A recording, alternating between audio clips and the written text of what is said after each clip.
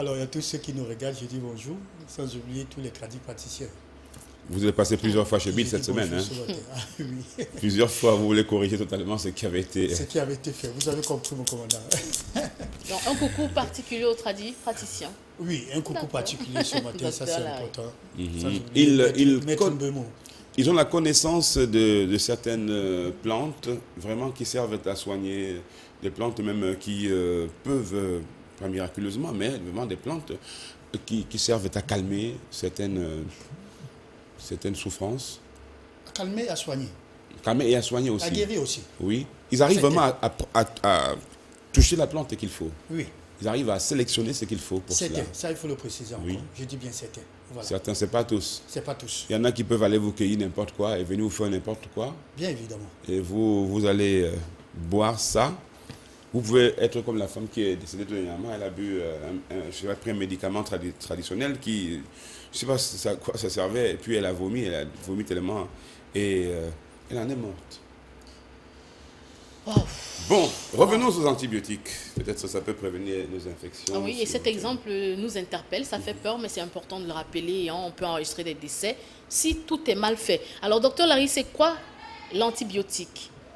Ok, en un seul mot, je voudrais dire, pour ceux qui nous regardent ce matin... J'ai l'impression qu'il y a un mariage quelque part là. Bon, j'entends des voix. Antibiotiques. Pas la princesse dans le coin. Il s'agit bien évidemment des médicaments. Quand on parle d'antibiotiques, ce sont des médicaments bien spécifiés. Ici, il s'agit, quand on parle de anti, voyez un peu. Ça veut dire contre, biotique, vous voulez dire vie. Mais il s'agit de quelle vie? La vie, justement, de ces bactéries qui vivent dans notre corps, en un seul mot. Alors, antibiotiques, bien évidemment, voilà ce médicament qui est prescrit ou encore que nous consommons pour pouvoir traiter des infections. Voilà en un seul mot, ce qu'on pourrait dire, ou encore appeler d'un remède. D'accord, docteur, c'est quoi le rôle de l'antibiotique, puisque Jason a décidé de me donner toute la lumière? Le rôle d'un antibiotique. Alors, il faut dire que nous avons deux pans en ce qui concerne le rôle d'antibiotique. Dans un premier temps, de détruire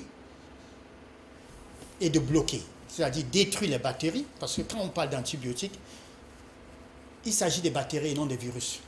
Contrairement à ce que les gens pensent, quand on a la grippe ou bien le rhume, l'antibiotique ne soigne pas le virus, ne tue pas le virus. Non, il s'agit des bactéries. Alors, celle de détruire les bactéries et celle de bloquer le processus de croissance de ces bactéries. Donc voilà le rôle des antibiotiques. Un antibiotique n'est pas un anticorps? Ça contribue? Non. On ne pourrait jamais appeler un antibiotique un anticorps. Nous avons des anticorps d'une manière naturelle, bien évidemment. Alors, mais quand les anticorps sont fragilisés, se sentent menacés, on a besoin certainement des antibiotiques, de certains médicaments pour pouvoir booster, pour redonner encore des forces à notre organisme. Voilà. Donc, de temps en temps, il y en a qui conseillent à leurs potes, à leurs proches, dès qu'ils ont une petite, je sais pas, une petite infection quelconque, il faut prendre l'antibiotique, vous demandez l'antibiotique. On vous fait une composition de 3 petits trucs comme ça et puis on vous sert. Mais ma question est toute simple, hein, docteur. Comment savoir quel antibiotique utiliser et quand l'utiliser justement? Ça, c'est très important ce que vous dites. Faisons attention à ce que nous consommons ou encore à ce que nous mangeons. Ça, c'est important. Ne prendre que l'antibiotique si la nécessité s'impose. Et qui prescrit l'antibiotique? C'est un médecin. Dans la logique, même un infirmier ne devrait pas prescrire un antibiotique, ça il faut le dire. Alors c'est vrai que nous avons dans certaines régions où on ne trouve pas de médecins, c'est des infirmiers diplômés d'État qui le font. Voilà. Mais déjà il faut dire que quand et comment, ça c'est important de le dire, il faut faire ce qu'on appelle un antibiogramme. C'est l'antibiogramme qui permet justement de savoir quel type d'antibiotique prendre. Ça c'est important de le dire. Alors, je voudrais prendre un exemple pour que les gens comprennent facilement la chose. Quand on fait un prélèvement, PCV, faites le PCV ou bien l'ECBU, l'urine, avec antibiogramme. Ça, c'est important. Alors, je ne sais généralement pas sur la base de quoi, quand vous faites ECBU ou bien PCV simplement, et qu'on vous prescrit des antibiotiques. Sur la base de quoi? Alors, c'est très important de le préciser comme ça. Seul le médecin pourra vous prescrire un antibiotique si la nécessité s'impose, surtout s'il découvre après diagnostic quelque chose qui ne va pas. Ça, c'est important de le rappeler. Donc, prendre des antibiotiques, il faut avoir fait un antibiogramme pour pouvoir consommer. Ça, c'est important de le rappeler. Voilà. D'accord. Alors, quelle est la durée d'un traitement d'antibiotiques, hein, docteur? Voilà, ça aussi, c'est important de le dire. Les médicaments ne se mangent pas. Hippocrate disait qu'il faut manger plutôt les aliments. Ça, c'est important de le dire. Là, les médicaments ne se mangent pas. On le prend parce qu'on est malade. Alors, la durée, bien évidemment, c'est de 5 jours à 10 jours. Un spécialiste peut vous prescrire des antibiotiques pour 5 jours. Respectez le protocole, ça c'est important. Il peut vous prescrire pour 7 jours ou encore pour 10 jours, pas plus de 10 jours. Quand ça commence à aller au 4e jour? Parfois le concerné ou encore le patient arrête. Hein. Oui, quand il voit que ça va déjà mieux, quand il voit que ça va. Il va pas. Voilà, ça c'est contre-indiqué. Il faut éviter cela justement. Il faut aller jusqu'au bout. Hein. Il faut aller jusqu'au bout, respecter le nombre de jours qui vous a été demandé de prendre. Ça c'est important de le dire. Parce que le médecin sait pourquoi il a demandé de prendre pendant une semaine. Voilà, ça c'est important. Et il faut dire que une fois qu'on prend les antibiotiques, 15 à 30 minutes, l'action est prononcée. Ah, direct. L'effet, directement. Oui, Ça commence son travail. Oui, pour renforcer un petit peu la question de ça. Non, mais comment ça se passe? Pourquoi est-ce que l'effet, effectivement, est souvent très rapide, hein? Donc, ces infections, pourquoi cette rapidité, docteur? La rapidité, pourquoi? Parce que ça a trouvé l'ennemi, si je peux appeler ça l'ennemi. Du coup, le combat a commencé. Voilà, du coup, le combat. Voilà pourquoi vous avez dit tout à l'heure, il y a des gens qui se permettent le luxe, nos docteurs, s'il faut appeler ça du quartier et tout là, qui vont vous composer des médicaments, il dit un antibiotique, un anti-inflammatoire, tout et tout. Pour quelle pathologie vous devez prendre un antibiotique? Il faut savoir pourquoi. Il y en a qui vous demandent de mélanger avec l'anti-inflammatoire. Voilà. Alors, faites très attention parce que si vous prenez l'antibiotique, quand la nécessité ne s'impose pas, qu'est-ce que ça va faire? Ça va détruire vos flores microbiennes. Et ces flores microbiennes sont là pour nous protéger. Ce qu'on appelle encore flore vaginale chez la femme. Les antibiotiques, faites très attention. Le prendre sans avis, voilà à quoi vous devez vous attendre. La destruction, la perturbation de son fonctionnement. Et qui dit perturbation, comme disait Priscille ce matin, c'est beaucoup de pathologies qui vont s'installer.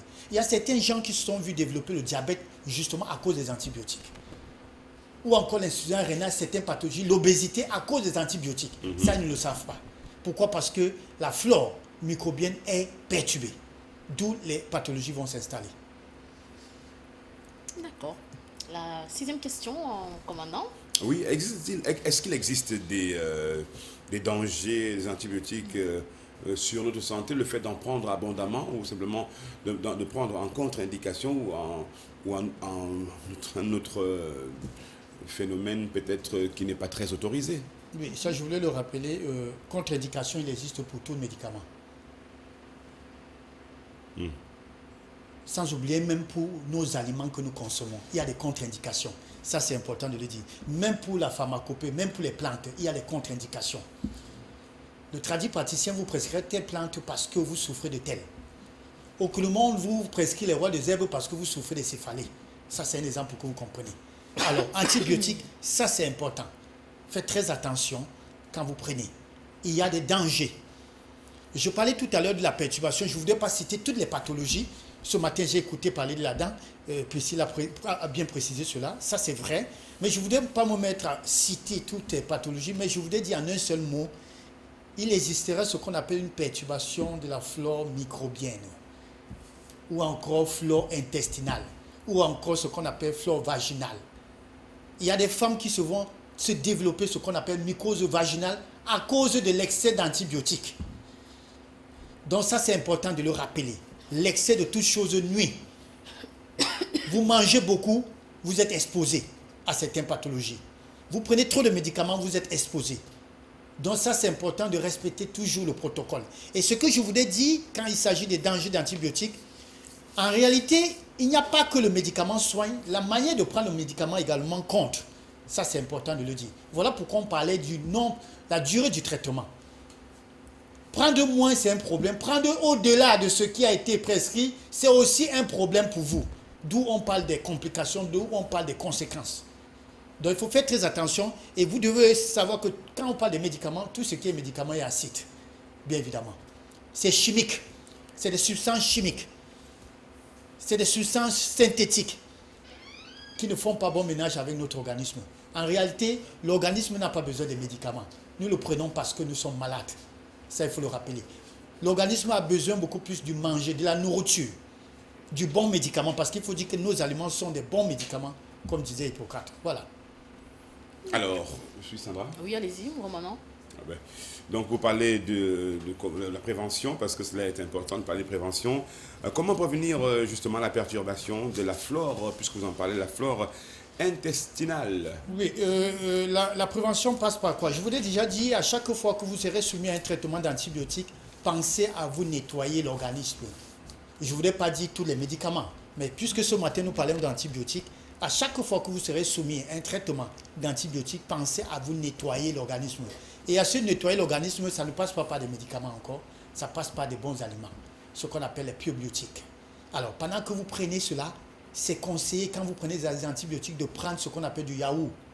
Je crois que nos yaourts sont à la portée, ça ne coûte pas la bouteille d'une bière. Ça, il faut le rappeler. Tout le monde peut prendre des yaourts quand vous prenez des antibiotiques. Vous devez consommer beaucoup des aliments riches en fibres. Ça, c'est important. Nous avons deux fruits fondamentaux qu'il faut consommer quand vous prenez des antibiotiques. L'ananas et ce qu'on appelle la papaye. Ça permet ce qu'on appelle une pénétration intracellulaire. Ça permet à ce que les antibiotiques puissent toucher ce qu'on appelle la cible, ou encore le siège où loge la pathologie. Ça, c'est important. Donc, voilà ce qu'il faut faire pour justement prévenir cette perturbation de ce qu'on appelle la flore microbienne. Voilà. Mais tout en sachant que ce n'est pas parce que nous avons une prévention que nous devons exagérer. L'excès de toute chose nuit. Ça, il faut toujours le rappeler. D'accord. Docteur, et si on sortait avec les aliments, qu'est-ce que vous proposez? Quelle alimentation avec les antibiotiques? Voilà, les aliments avec des antibiotiques, comme je le disais tantôt, je voudrais plutôt parler des aliments qu'il faut éviter quand on consomme des antibiotiques. Notamment le sucre.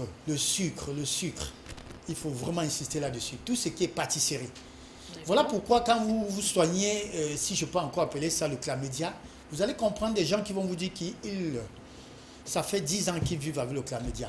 Ils ont fait le tour des hôpitaux. Et du coup, il y a ce que j'appelle les récupérateurs récupèrent pour dire non, le chlamydia ne se soigne pas en milieu hospitalier. Faites très attention. Le chlamydia, toutes les pathologies se soignent en milieu hospitalier. Le problème, c'est vous. C'est vous. Pourquoi? Parce que pendant que vous prenez le traitement, il y a certaines choses que vous n'avez pas respectées, certaines conduites à tenir, notamment l'alimentation. Vous ne pouvez pas être en train de boire des antibiotiques et que vous buvez de l'huile. Vous ne pouvez pas être en train de boire des antibiotiques et que vous accompagnez les antibiotiques avec de la bière. On ne boit pas l'antibiotique avec la bière. C'est avec de l'eau, s'il vous plaît, de grâce. Quand vous aurez fini votre traitement d'antibiotiques, buvez même une citerne. Là, cela dépend de vous. Mais pas pendant le traitement. Ça, c'est important. Et ça, je voudrais justement embrayer en disant, consommer végétarien, c'est beaucoup plus de légumes et fruits. Évitez du gras. Parce que le gras, en principe, quand il y a trop de graisse dans un moteur de voiture, ça étouffe. Vous enveloppez justement cette membrane. Et cela empêche justement la pénétration de ces antibiotiques au niveau du siège. Donc, voilà le conseil que je peux donner ce matin. Consommez beaucoup de fruits quand vous consommez des antibiotiques et buvez beaucoup d'eau. Quand on demande de boire des médicaments, ce n'est pas avec une gorgée d'eau. C'est vers un comprimé égal à 200 ml d'eau, s'il vous plaît. Ce n'est pas une gorgée pour un comprimé. Ça, c'est également important de le préciser. Ne donnez les antibiotiques que si la nécessité s'impose aux enfants.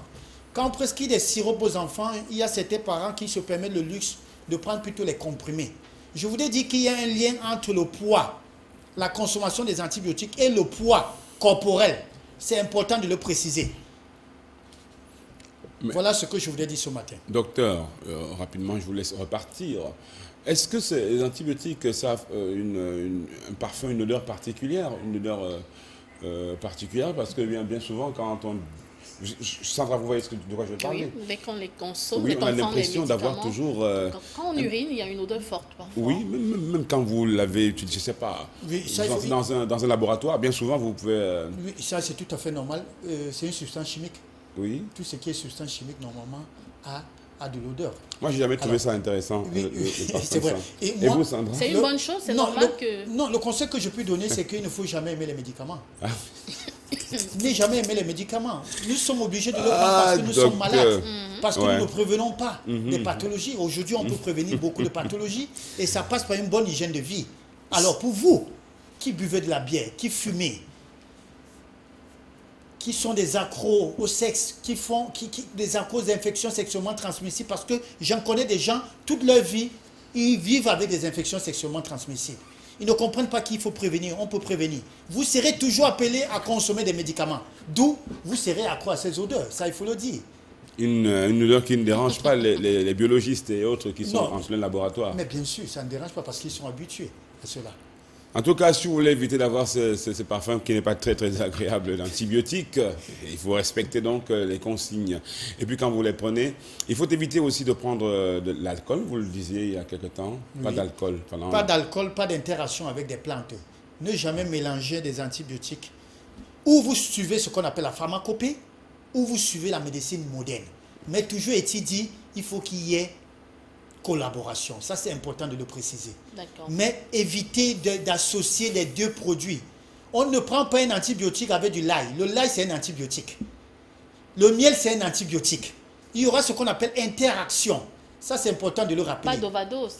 Oui, ça va justement créer une overdose. Vous nous parlerez bientôt de l'ail. Donc ça, c'est important de le préciser. À chaque fois que vous êtes sur un traitement d'antibiotique, assurez-vous sur ce que vous consommez. Parfois, les rapports sexuels aussi sont prohibés. Mais bien sûr, pendant un traitement d'antibiotiques, surtout quand il faut soigner une infection. Ça, il faut le rappeler. Ça, c'est important. Il faut tout arrêter. Il faut tout arrêter. Le temps se mettre vraiment au traitement. De se mettre au traitement. Même si le corps réclame, il faut se faire violence. Le corps réclame, le corps est parfois têtu. Je vous ai souvent dit ça, le corps est têtu. Il n'écoute pas ce que la raison lui suggère. J'écoute toujours, heureusement. Vous écoutez toujours votre corps? Bon, docteur, un conseil pour sortir. Vous écoutez toujours votre corps, c'est ça? Le conseil que je puis donner ce matin, que ton médicament soit ton aliment et que ton aliment soit ton médicament. Voilà. Hippocrate le disait, il ne s'est pas trompé. Et d'ailleurs, aujourd'hui, des médecins comprennent aujourd'hui que nous devons faire retour à ce qu'on appelle la case du départ. Et la case du départ, autant pour moi, c'est quoi? Ça se trouve dans nos natures. Le naturel. Ça, c'est important. Donc, la santé se trouve dans vos plats, en un seul mot. Voilà. D'accord. Merci, docteur. Sandra Péniel va rappeler les contacts du docteur. Oui, deux numéros de téléphone Larry pour joindre le docteur Larry. Docteur, merci encore une fois de plus. Bonne journée. 699 64 57 59, 675 92 47 91 pour avoir le docteur Larry pour tous vos problèmes de santé. Il est disponible pour vous. Alors, accueillir notre annonceur, on parlera du festival